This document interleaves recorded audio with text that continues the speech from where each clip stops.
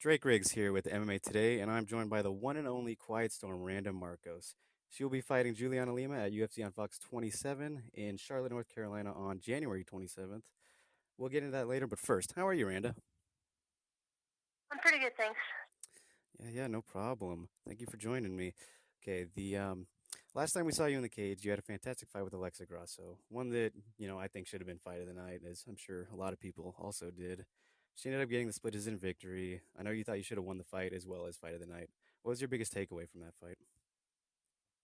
Um, uh, I had a lot of things against me during that fight, and the way I performed while fighting under the high altitude, all the pressure and everything.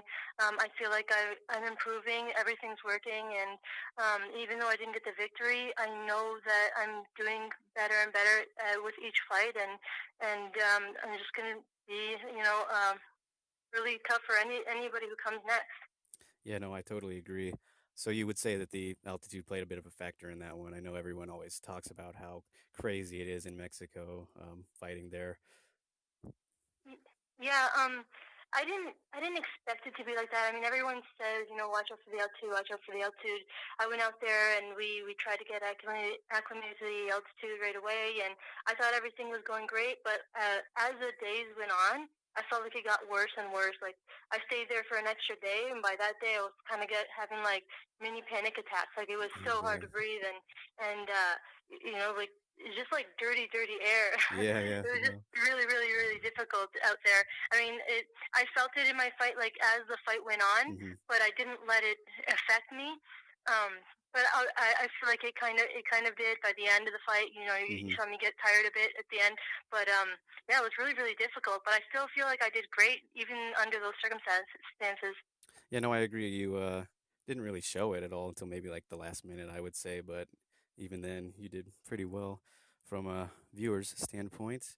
And in your post-fight interview, you said you were going to try and get the decision overturned. Did you ever end up going through that appeal process, or just kind of let that go? I tried. I tried to actually go through it, and I was just brushed aside. Hmm. I tried to argue it and everything, and they weren't having it, so I kind of couldn't do anything really. Yeah. What exactly is the process like? I've never heard about how that goes down. Well, I'm not really sure. Like, I just talked to the person in charge of um, the commissioning Hmm. person in charge of the commissions, and they basically make the decision, I guess. Yeah. And right away, he told me that I had nothing to fight on, so didn't really Hmm. go through the process. Yeah, interesting. I know that very rare situations are things overturned, but it's always interesting when people try to fight those, and I like to hear about that. So, Yeah, yeah. I just wanted to see if there was a chance at all, Hmm. even to fight it a little bit, and there was nothing I could do there. Yeah, yeah, of course. Okay, I've been saying it for a while now. The evolution in your game is like very visible, particularly with your striking, especially when you look back at the Tisha fight from Tough 20, your very first fight on Tough. It's day and night difference. What would you attribute that to? Um, I really changed a lot of things in some of my fights, especially going into the Carlos Barza fight. I focused on everything individually. My wrestling, my Hmm. striking, my grappling. I've divided everything. I don't go to an MMA gym. I kind of made my own camp, and it's been working for me. I feel like I'm getting better everywhere, and just being really focused on each sport individually. It's really been helping me, and I don't like to sugarcoat things. If I do shitty, I'm gonna face it, and I'm gonna fix it. I'm gonna fix it for my next match, and I've sacrificed a lot of things to be here, and I want to make sure that I'm doing everything I can to succeed. Yeah, of course, definitely. Okay, so I mentioned Tough. I don't know if you've been watching the current season, but they're using the same exact format that your season, season 20, did. What are your thoughts on that? Did you like that format as an intro to a new division? Um, Yeah, I wasn't. It wasn't my favorite thing, to be on the Ultimate Fighter, but Hmm. everything went well. I, I guess there was. I just didn't understand why we had teams at the beginning. Hmm. I felt like we kind of should have just been like everyone's out for themselves because that's kind of what it was. The whole team thing kind of like threw me off from the Hmm. start because our team started winning, and then we eventually had to face each other. So there was no real team. But in the end, no matter what's going on, we're all fighting for ourselves. Yeah. The team format is really kind of weird when you think about it. They've been doing it for so long now, and like almost every season, there's at least one person who's like, we're gonna fight each other, so it's not really. This isn't even a team sport, so it is just a weird Yeah. thing. Um, Exactly, and then we're all living in the same house together. yeah. It was really great in that way because we were all the top from our weight class, and we were all living together. We got to know, we had to understand each other before we got into the UFC. So that was kind of like it was kind of like a good thing and a bad thing, but it was a cool experience. Yeah, definitely. Okay, your fellow castmate from season 20, Rose Namajunas, someone you actually fought on the show, just recently shocked the world with her win over Joanna Jędrzejczyk. What did you think about that? I mean, it's crazy. No one really gave her a shot, and she went out there and fought a perfect fight. Yeah, man, I was like really, really confused for like 3 days. Like, what the hell does this mean? Seriously, like I was like driving myself crazy. Like, what does this mean? She got beat by Carla, she got beat by Carolina, Yeah. and with both of them got beat like beat really bad by Joanna. So, but then when you watch the Carolina fight, she got hit. Joanna got hit once, really clean Mm, with a punch from Carolina, and she almost got knocked out. And I think that's when we all realized that Joanna has a light chin, and I think mhm, that's where Rose acted on that right away and was smart and went in there with the mentality of you need to attack her chin. But yeah, I was really really shocked, and but this really like shakes up our weight class, and it's I don't know what's gonna come next. It's kind of puts us all in a weird position. Yeah, I know. I was just gonna say, her winning really kind of reopens it up. Does that give you any more motivation to do even better? Yeah, it definitely gives me a lot of motivation because, even though it doesn't make sense, it doesn't need to make sense. This is Hmm. MMA; anything can happen, and I think she really proved it in that fight that anything can happen.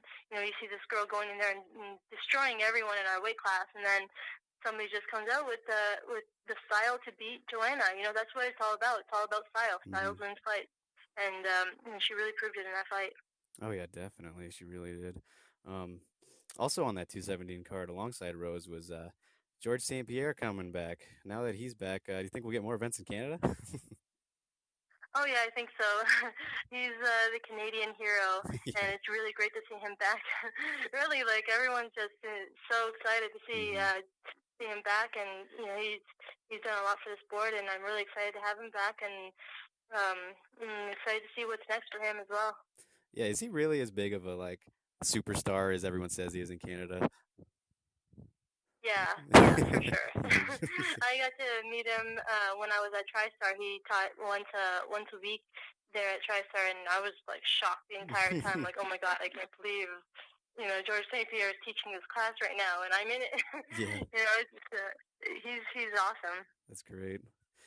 Okay, UFC 218 is coming up next in the line of pay-per-views. This one's hosted in Detroit, where you live pretty close by. Obviously, I know you do training there. Did the UFC ever try and get you a fight on that card? I know you wanted to be on it. No, I'm really surprised they didn't offer me a fight on that card. Well, when like they had one fight booked on that card, I was like, oh man, I probably just lost my chances of being on that card. Mm. And then they put another fight on there. I'm like, oh crap, I should have asked for one. Like now they got two 115-pound fights. And then I thought for sure they're not going to have another one. And then they have three Yeah, separate 115-pound fights, and I was pretty devastated. yeah. It's right there. It would have been really cool to fight so close to home, Hmm. but everything happens for a reason, and I Yeah. got a fight booked a few months later. Yep, yep. All right, so over the years, we've seen more of a continual influx of, let's just call them what they are, undeserved title shots, at least from a ranking or a purist perspective. For example, we had the rumors of Woodley versus Diaz lately and Paige Van Zant versus the inaugural flyweight champion who will be crowned later on in a couple of weeks. Do you think that the UFC might be going a little bit overboard with these types of title shots? Yeah, it's actually kind of discouraging to be honest. You see people who have big names or big followings get a lot of advantages in the sport. I really hope that that changes. But yeah, it's obvious what's going on, and you just all you can do is hope that things change because I feel like the fans are noticing it too, and it's kind of ruining the sport. Yeah, I know. I really hope the direction starts to change. And you're right about the fans starting to notice it. Like all the polls about who should counter fight next, everyone's like, "Yeah, no, we got to give it to Tony now. No more messing around." So I think things need to change as well. Okay, let's go on to the future now. You're fighting Juliana Lima next. I may be wrong, but you two have been said to fight before, haven't you? Actually, I got offered a fight to fight her a while back, and then she ended up being injured. Hmm. So then that's when I fought. I forget who it was, but it was a while back. It It was might have probably been like JJ three fights Jones back. Linebarger, I think, maybe. But she has been calling me out, I guess, online or something. I don't know. Somebody even was telling me when I was right after I fought Carla Esparza, and it didn't make sense. But I was never offered it by the UFC. Only the one time, like probably like 3 or 4 fights ago. Hmm. How do you think you match up with Lima? Um, I think it's a good matchup. I think she's kind of well rounded. I don't really know too much about her. I'm kind of staying away from looking up my opponents and stuff. So all I know is uh, she's I think she's got decent wrestling or something like that. I'm not really sure, but I'm looking at her as she's good everywhere. Hmm. So hopefully she brings her A game, and she's a good striker, she's a good wrestler, she's a good grappler, because that's what I'm looking for, and hopefully I can beat her at her best. Yeah, I know you've been one of those fighters who likes to focus more on yourself than your opponents.